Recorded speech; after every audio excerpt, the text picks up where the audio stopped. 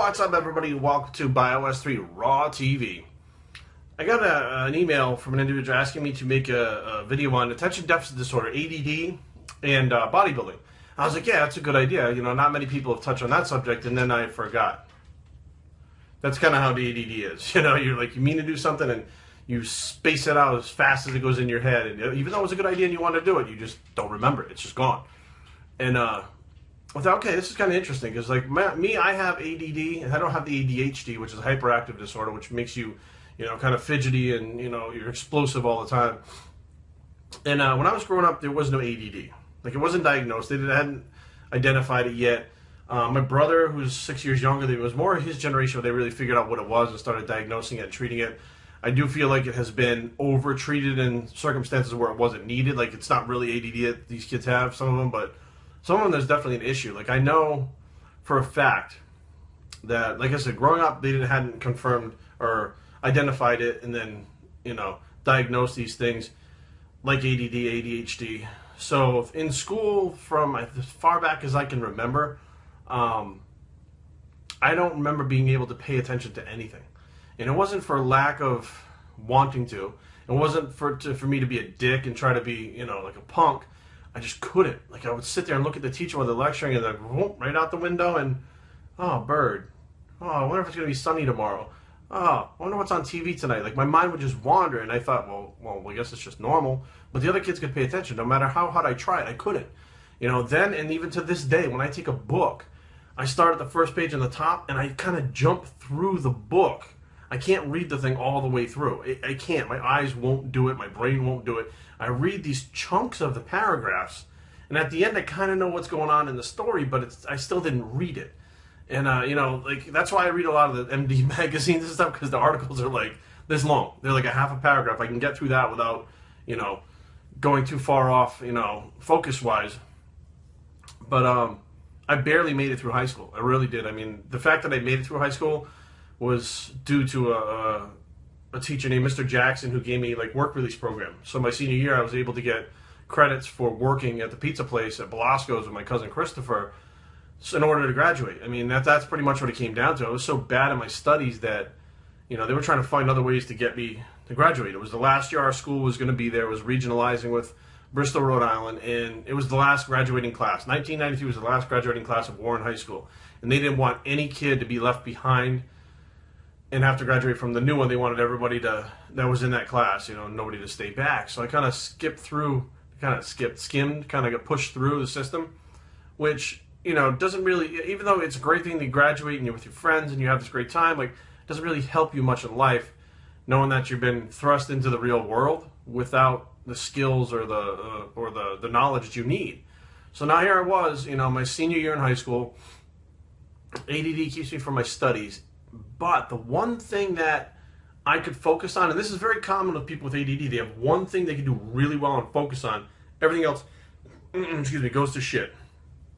My thing was bodybuilding. I don't know what it was about bodybuilding. Well, I'm also an artist. I don't know if I've talked about this before, but even in high school, they actually had to make a class for me for my senior year because I had gone through all the classes already, and, you know, there was no curriculum. I was basically, they were like, Jerry, do whatever advanced shit you want to do. Sculpt, paint, fucking print, do whatever you want to do.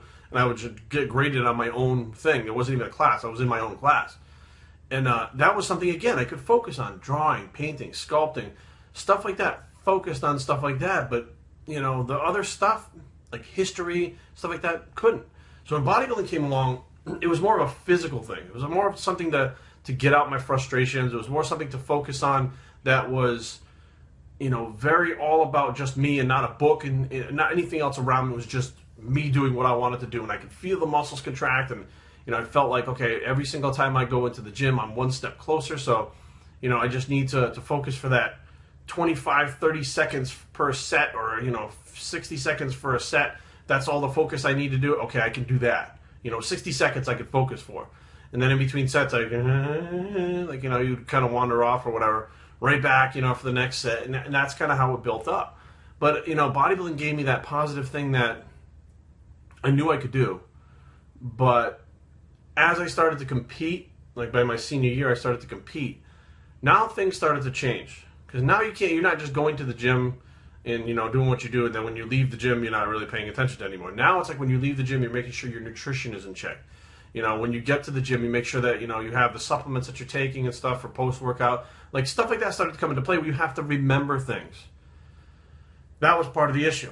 You know, if I left to my own vices, I wouldn't be able to stick to things. So we had like Al Thurston and Eddie DePina who would print out the diets for me.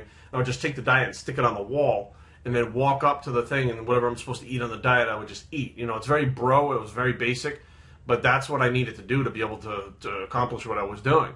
You know, like, it was a struggle, you know, over and over again to remember, you know, take your protein powder with you to school. I mean, it was a struggle, it was crazy, you know, but by the time, you know, ADD, there's a kind of a way that you can get into a kind of a swing of type things, a kind of a routine.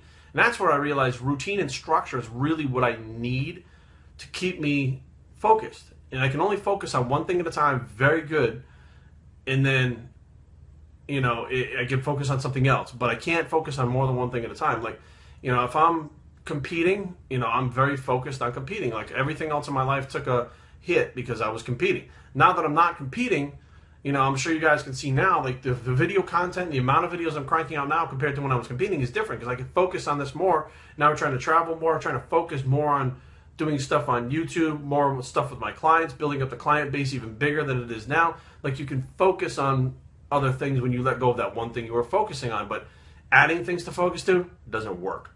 Now, there's really no advice I have to for anybody on this situation. ADD is something that never goes away. Like, you don't outgrow it. It doesn't just disappear one day. Like, you know, you took in enough vitamin E and it's gone. Like, that doesn't, stuff like that doesn't happen.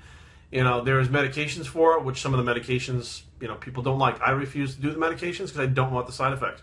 And when people say, side effects, Jerry, you took fucking steroids and heroin.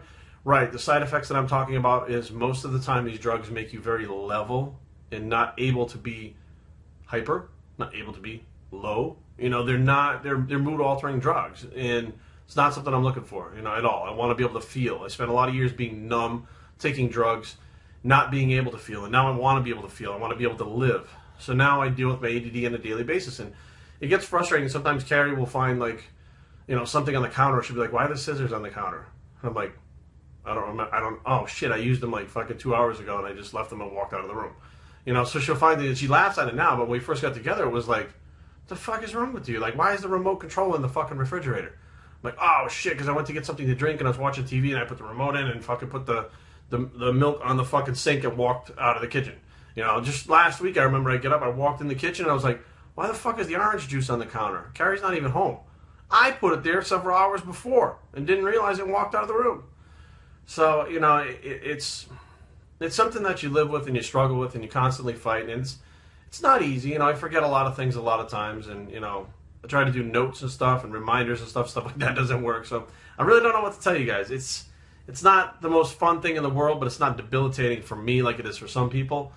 But, you know, if bodybuilding can be that thing that you focus on that gets you through the day, and that one thing you do well and you feel good about and you're able to accomplish stuff in it, fucking do it. Go for it. Do your thing. You know, like, I can't stress enough that if you have something in your life that's improving your life and making it better in any range of instances, do it.